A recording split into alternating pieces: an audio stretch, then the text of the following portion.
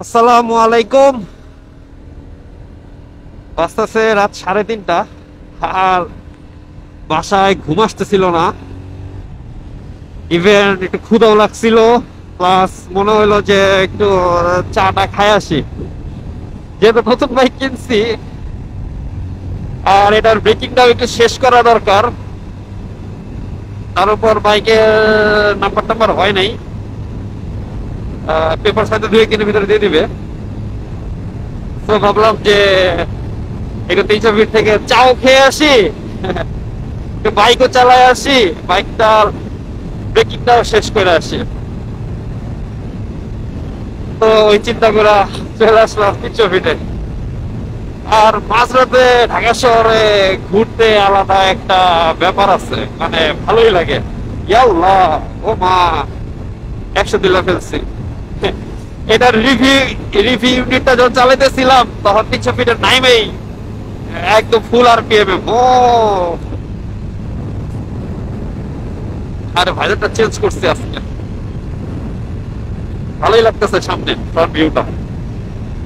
আপনারা কি বলেন?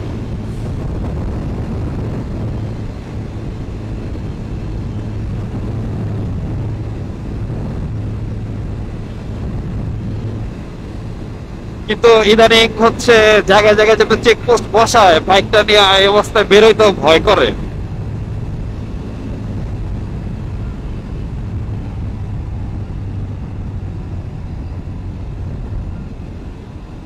বেশ।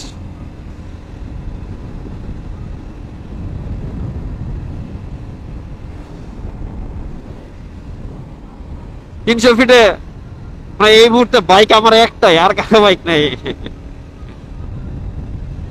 মাঝে মাঝে একা ঘুরতেও ভালো লাগে, মানে একা একাই চিল্লাইট দিতেছি, ঘুরতেছি, ফিল নিয়ে বাইক চালাইতেছি, এর আলাদা একটা মজা আছে। বাট এই টাইমে মানে মাঝরাতের দিকে 300 ফিট আগে খোলা থাকতো কয়েক কিছু চার দোকান টোকান হোটেল, কিন্তু এখন অফ করে দেয় আর্মি পুলিশ গিয়া। যদিও দোকানপাট খোলা থাকলে মানুষজন অনেক ভিড় করে। সামনে একটা চেকপোস্ট পড়ছে, জানি না আটকাই নাকি।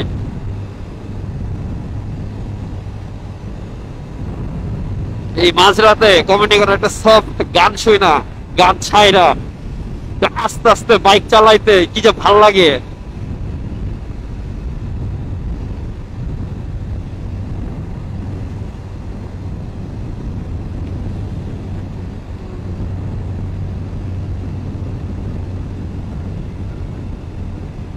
ও না, চেকপোস্ট নাই।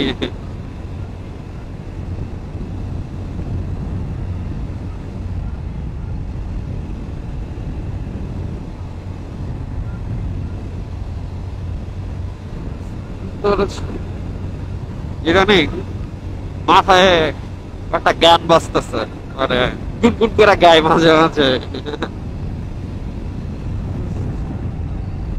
আমার মনে হচ্ছে অনেকদিন পরে আমি আমার বাইকটা বেরোইছি।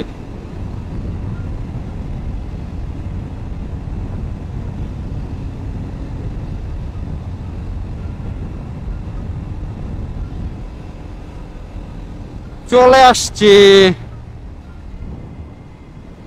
এদিকে কি কিছু খোলা আছে?